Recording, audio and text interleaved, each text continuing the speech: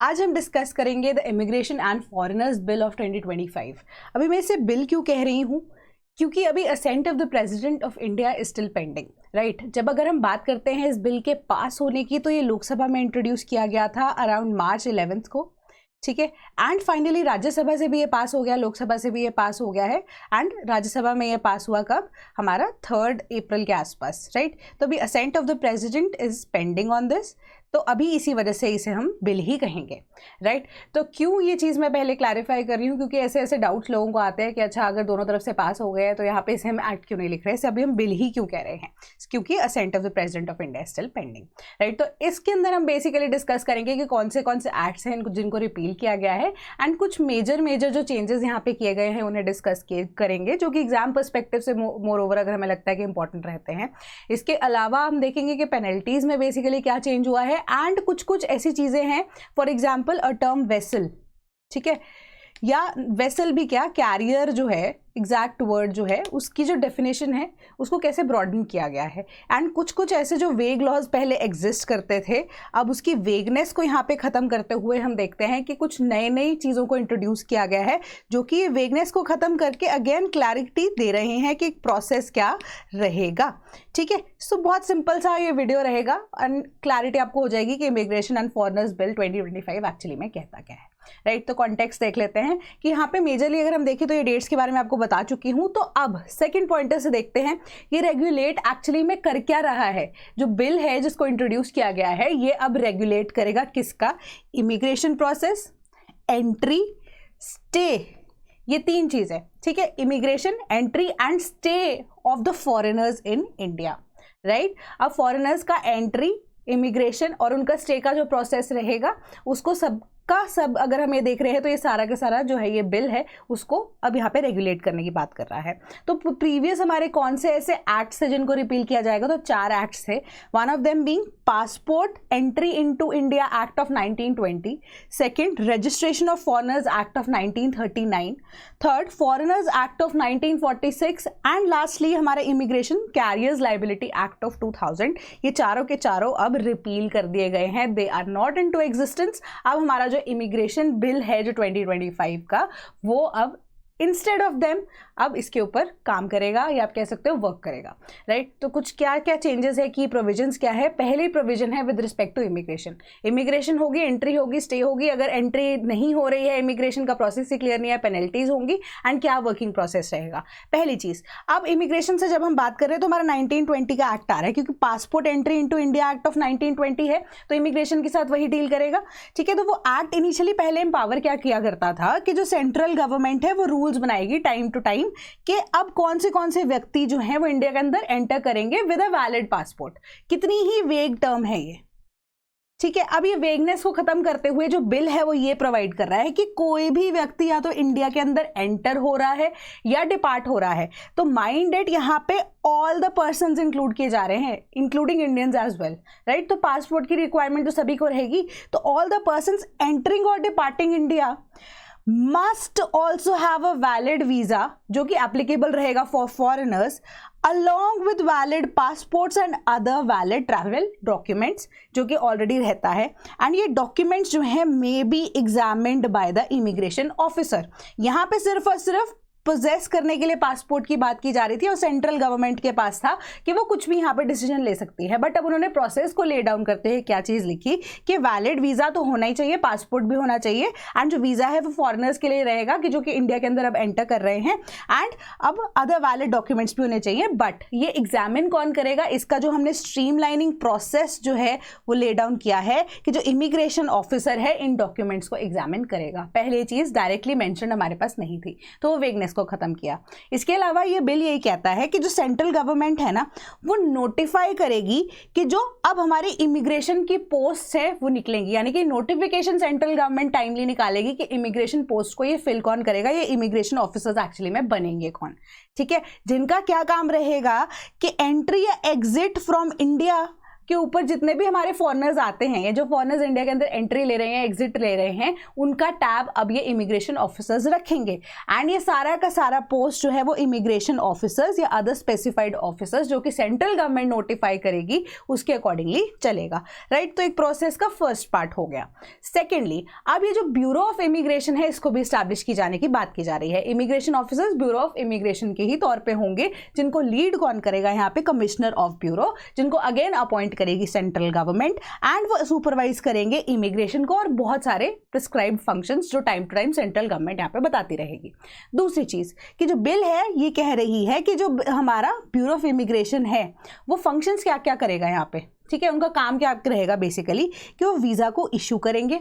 And regulate करेंगे entry into India of people जो कि फॉरेनर्स हैं, या फिर उनका जो ट्रांजिट है, उनका स्टे है, जो मूवमेंट है within India as well as exit from India, monitor कौन करेगा, हमारे इमिग्रेशन ऑफिसर्स करेंगे, ठीक है। तो इन केस अगर आप बाकी कंट्रीज में जाते हो तो इमिग्रेशन ऑफिसर का बेसिकली काम यहाँ पे ये रहता है कि वो आपसे पूछते हैं कि आप क्यों आए हो इंडिया के अंदर, पर्पस क्या आपका स्टे का, कितने दिन रुकेंगे, कहाँ जाएंगे। तो एक बेसिक सा आइडिया उनके पास होता है। यही काम अब इंडिया के अंदर भी लागू किए जाने की बात हो रही है। एंड जो रजिस्ट्रेशन है फॉरेनर्स की वो according to the previous act कैसे थी, तो 1939 के एक्ट की तरफ चलते हैं जो कि रजिस्ट्रेशन ऑफ फॉरेनर्स एक्ट है। वो ये कह रहा था इनिशियली पहले कि जो सेंट्रल गवर्नमेंट के पास पावर है कि वो रूल्स बना सकती है फॉरेनर्स को कि वो रिपोर्ट करे अपनी presence to the prescribe authorities, कि यहाँ पे ये चीज़ जो है, ये सेंटेंस ये बोल रहा है कि अब जो फॉरेनर्स हैं वो रिपोर्ट करेंगे अपनी प्रेजेंस। अब रिपोर्टिंग तो हो सकता है कोई करे, हो सकता है कोई नहीं करे, ठीक है, कि कोई यहाँ पे मैंडेटरी चीज़ तो नहीं बताई जा रही। तो यहाँ पे एक तरह से कोई स्ट्रॉन्ग इन्फ्लुएंस या फिर आप कह सकते हो कि कोई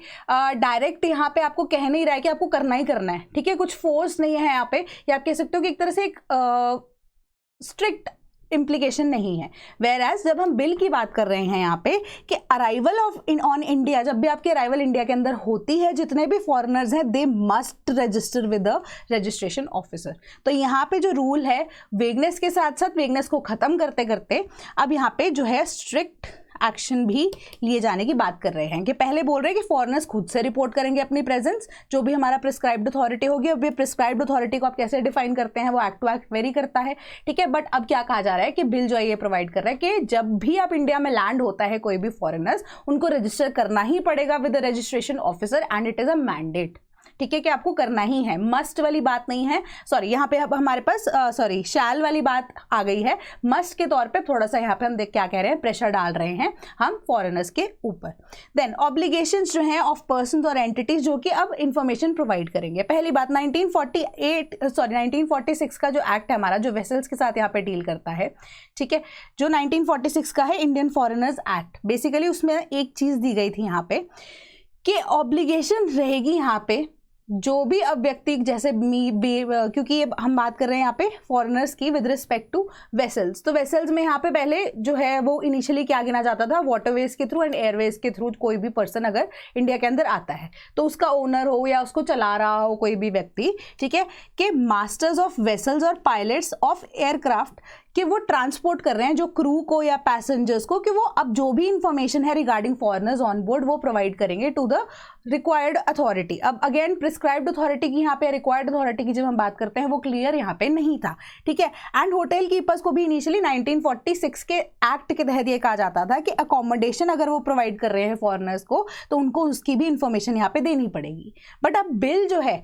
अब वो क्या कह रहा है कि जो कैरियर्स लैंड कर रहे हैं या एम्बार्क कर रहे हैं इंडिया के अंदर, वो फर्निश करेंगे ही करेंगे information of the passengers as well as the crew, ठीक है, कि जो भी ऑन बोर्ड रहेंगे। अब वो क्रू या पैसेंजर्स जो हैं वो ऑल ओवर इंडिया फॉरेनर्स नहीं है, ठीक है, इंडियंस भी उसके अंदर भी इंक्लूड हो रहे हैं। तो क्रू और पैसेंजर्स दोनों की ही इंफॉर्मेशन जाएगी, not only foreigners, to a civil authority और इमिग्रेशन ऑफिसर, ठीक है। एक क्लैरिटी अगेन दे दी। एंड बिल ने ये भी ऐड किया कि जो भी एजुकेशनल इंस्टीट्यूशन है इंडिया के अंदर जो फॉरेनर्स के एडमिशन अगर ले रहे हैं, ठीक है, तो in that case also it is the role और the duty of the university itself कि वो इमिग्रेशन ऑफिसर को जाकर वहाँ पे रिपोर्ट करे या उनको एटलीस्ट इन्फॉर्मेशन प्रोवाइड करे कि हम ये जो है फॉरेनर्स को एडमिट करेंगे into our courses, into our universities, ठीक है। तो ये चीज़ भी यहाँ पे इंक्लूड हो गई। देन अब मेडिकल इंस्टीट्यूशंस जो हैं उनको भी इंफॉर्मेशन प्रोवाइड करनी है इमिग्रेशन ऑफिसर्स को या रिक्वायर्ड अथॉरिटीज़ को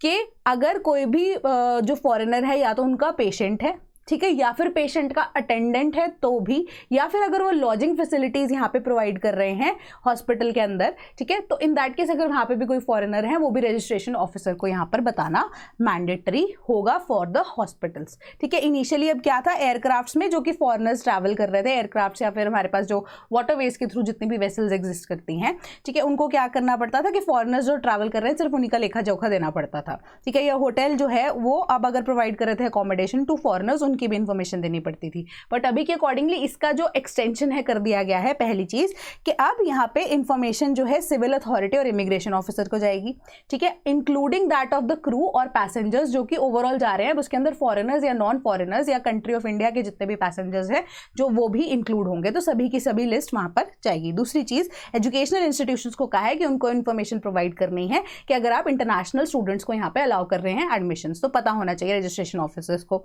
तीसरी चीज कि जो मेडिकल इंस्टीट्यूशंस है वहां पे अगर कोई भी ऐसा पेशेंट है या फॉरेनर है जो कि उनके साथ आप कह सकते हो वहां से ट्रीटमेंट ले रहा है, या फिर कोई भी ऐसा व्यक्ति जो कि एग्जिस्टिंग पेशेंट के साथ अब अटेंडेंट बन के आया है, उनकी इन्फॉर्मेशन भी हॉस्पिटल को देनी पड़ेगी अगर वो फॉरेनर है। इसके अलावा अगर हम देखें कि कोई भी लॉजिंग फैसिलिटी अगर हॉस्पिटल प्रोवाइड कर रहा है, वहां पे कोई फॉरेनर है तो भी इन दैट केस उसकी इन्फॉर्मेशन यहाँ पे टू द रजिस्ट्रेशन ऑफिसर देनी पड़ेगी, to the by the hospital to the registration officer, right. इसके बाद अब कैरियर्स की बात करते हैं, तो 2000 एक्ट है जो है हमारा एक्ट ऑफ 2000, राइट, वो किसके साथ यहाँ पे डील कर रहा था मैं आपको दिखा देती हूँ, इमिग्रेशन कैरियर्स लाइबिलिटी एक्ट, ठीक है, ऑफ 2000, इसको भी रिपील किया गया है। तो उसके अंदर बेसिकली एक डेफिनेशन को यहाँ पे चेंज किया गया है, या आप कह सकते हो नॉट चेंज किया गया है, उसका जो पर्सपेक्टिव है वो ब्रॉड कर दिया गया है, वाइडन कर दिया गया है कि कोई भी ऐसा व्यक्ति, पहले जो एक्ट क्या कहता था कि डेफिनेशन ऑफ कैरियर कैसे डिफाइन की गई थी कि कोई भी व्यक्ति या एसोसिएशन ऑफ पर्सन जो कि अब सिर्फ बिजनेस एक्टिविटीज में है, जो कि ट्रांसपोर्ट कर रहे हैं पैसेंजर्स बाय एयर और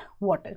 ठीक है, वो कैरियर माना जाएगा। कि कोई भी ऐसा व्यक्ति जो कि बिजनेस कैरी आउट कर रहा है, या कोई भी ऐसे एसोसिएशन ऑफ पीपल जो कि एक ऐसा बिजनेस कैरी आउट कर रहे हैं जिसमें पैसेंजर्स को वाया एयरवेज या वाटरवेज एक जगह से दूसरी जगह ट्रांसपोर्ट किया जा रहा है उसको, या वो जो वेसल है उसको हम कैरियर की तरह यहाँ पर लेकर चलेंगे। बट अब इस बिल ने एक्सटेंड किया है इसका जो नोशन, एंड इसमें इंक्लूड क्या किया जा रहा है, transportation of passengers and cargo also. पहली चीज, पहले यहाँ पे पर्सन्स थी, ठीक है, पैसेंजर्स वर्ड यूज किया गया था, अब यहाँ पे कार्गो वर्ड यूज किया गया है,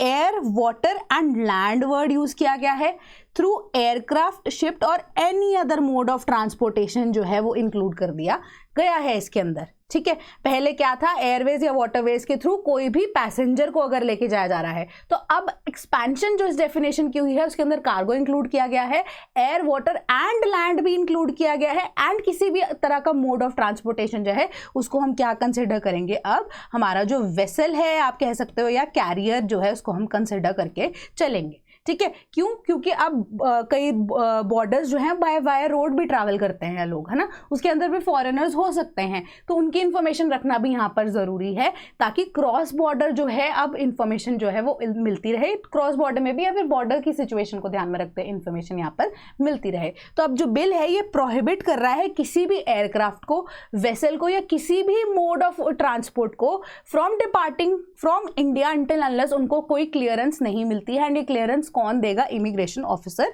देगा। एंड ये क्लियरेंस जो है वो कब ग्रांट की जाएगी, एक प्रिस्क्राइब्ड जनरल डिक्लेरेशन होगी जब उसको कोई भरेगा, जो भी व्यक्ति फॉरेनर है या जो वेसल का मालिक है या जो चला रहा है उसे अगर भरता है, सबमिट करता है, तभी जाकर उसको वो क्लियरेंस मिलेगी, एंड डॉक्यूमेंट्स अगर उसके क्लियर होंगे तो ये कैरियर जो है इजीली ट्रांसपोर्ट कर पाएगा लोगों को भी और कार्गो को भी from one place to another, be it कोई भी मोड ऑफ कम्युनिकेशन या मोड ऑफ ट्रांसपोर्टेशन अगर लेता है। देन ऑफेंसेस एंड पेनल्टीज के चारों एक्ट जो है ना वो डिफरेंट पेनल्टीज प्रोवाइड करते थे with respect to different provisions, but अब मेजरली जो है कुछ एक आधा ऑफेंस जो है जिसके लिए पेनल्टी यहाँ पर चेंज की गई है। जाने के अगर हम इंस्टेंस में या एग्जाम्पल के तौर पे देखें, 1920 का जो एक्ट है उन्होंने कहा था कि अगर पासपोर्ट के बगैर कोई इंडिया में फॉरेनर अगर आता है, ठीक है, पहली चीज तो उसको अब अरेस्ट कर सकते हैं विदाउट वारंट, बट अब जो सजा थी वो 5 साल की थी या 50,000 का फाइन, या दोनों ही एप्लीकेबल होंगे इस व्यक्ति के ऊपर। बट ये जो बिल है इसने पेनल्टी क्या बढ़ा दी है, अमाउंट बढ़ा दी है, बेसिकली